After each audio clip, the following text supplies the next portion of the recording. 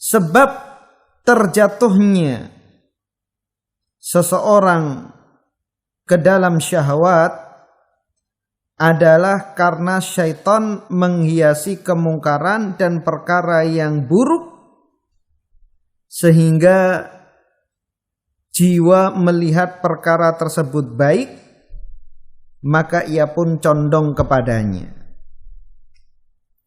Dan di antara upaya syaitan juga menamakan maksiat bukan dengan namanya.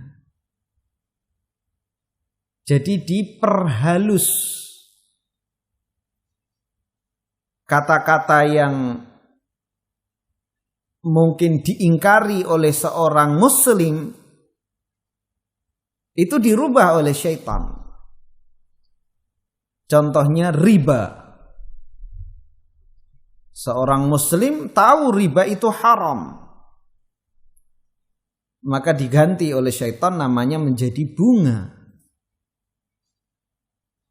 Indah di telinga, indah didengar, padahal hakikatnya sama. Dan banyak hal-hal yang dirubah oleh syaitan bukan dengan namanya.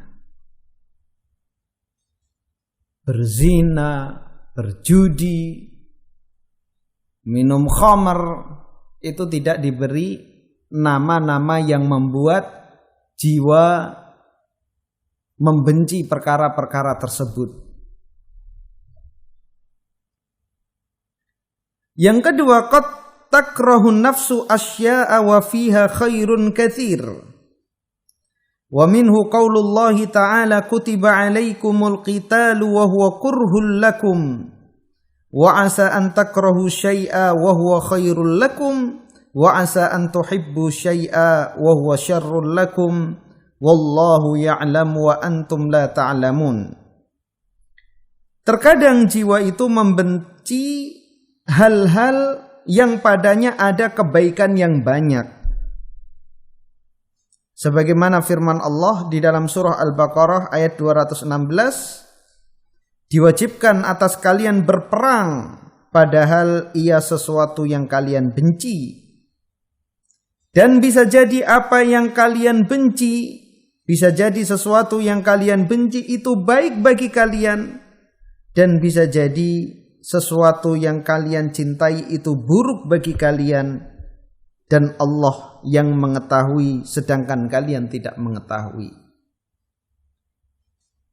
Berperang, membela agama dan memperjuangkan agama adalah wajib. Yang dikorbankan tenaga, harta, bahkan nyawa. Jelas melakukan perbuatan yang berisiko nyawa itu tidak disukai oleh siapapun. Namun Allah mewajibkannya karena pada amalan tersebut terdapat kebaikan yang banyak. Begitu pula amal-amal yang lain. Amal ibadah, salat 5 waktu, tepat waktu, mengikuti jamaah berat bagi jiwa. Namun ketahuilah bahwa pada amalan-amalan tersebut terdapat kebaikan yang sangat banyak. Maka hendaknya ayat seperti ini dan juga hadis yang tadi kita bacakan menjadikan motivasi kita untuk bermujahadah, untuk berjuang ketika kita tertimpa futur, malas, lelah, bosan, itu biasa. Maka hadirkan ayat ini, wa asa an takrahu syai'an wa huwa khairul lakum. Bisa jadi engkau membenci sesuatu, itu baik bagi kalian. Ketika kita berat untuk bangun malam, maka hadirkan ayat ini. Di saat kita enggan untuk bersedekah, hadirkan ayat ini. Di saat kita dibujuk oleh syaitan untuk melakukan perbuatan dosa dan maksiat, hadirkan pula ayat ini. Bisa jadi yang kita sukai itu buruk bagi kita, dan neraka dihiasi dengan syahwat. Yang ketiga, la budda min mujahadati hawan nafsi wa fitamiha an syahawatiha wa ma'lufatiha fahiya katiflir radhi'i au kama qil wan nafsu raghibatun idza raghabtaha wa idza turaddu ila qalilin taqna'u. Harus seseorang berjuang menundukkan hawa nafsunya dan apa-apa yang disenangi oleh nafsu. Nafsu itu seperti anak kecil yang menyusu. Kalau anak yang menyusu itu tidak disapih, maka sampai kapanpun dia akan tetap menyusu.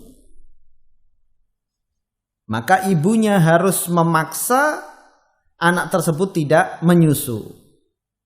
Dalam syariat kita maksimal genap 2 tahun. Ketika sudah genap 2 tahun, maka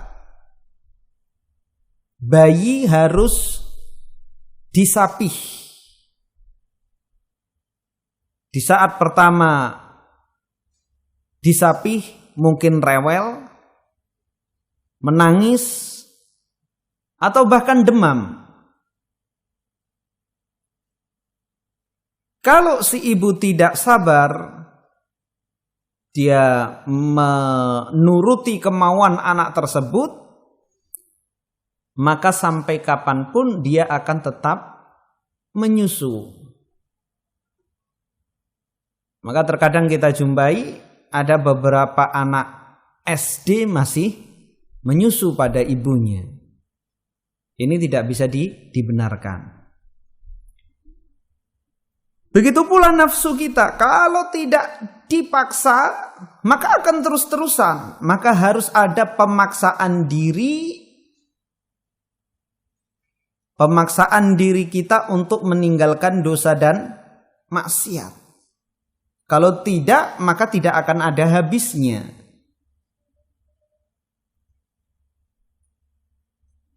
Dalam syair Arab disebutkan wan nafsu raghibatun in idza raghabtaha. Dan nafsu itu akan senantiasa menginginkan jika engkau menurutinya. Wa idza turaddu ila qalilin taqna'u. Namun jika dia dipaksa pada sesuatu yang sedikit, dia akan qanaah.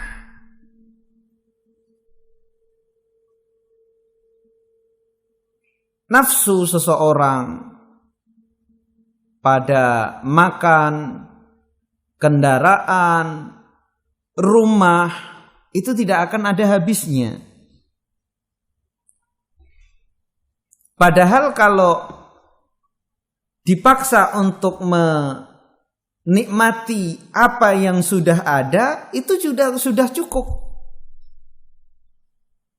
Dan terkadang justru menikmati yang sudah ada itu lebih menenangkan jiwa daripada terus mengikuti hal-hal yang baru. Pikiran dan jiwanya akan senantiasa sibuk. Kalau orang melimpah hartanya, dia akan mencari-cari mobil apa yang baru, model pakaian bagaimana yang sedang tren. Begitu terus waktunya habis untuk mengikuti hal-hal yang tren. Sebentar-bentar bosan. Beda dengan orang yang qanaah, terus menikmati apa yang ada. Bangun rumah dikit-dikit dirubah, tidak puas dirubah lagi. Halamannya dirubah-rubah, tamannya dirubah-rubah, terus nggak ada habisnya. Sehingga usianya disibukkan dengan hal-hal yang sangat tidak penting.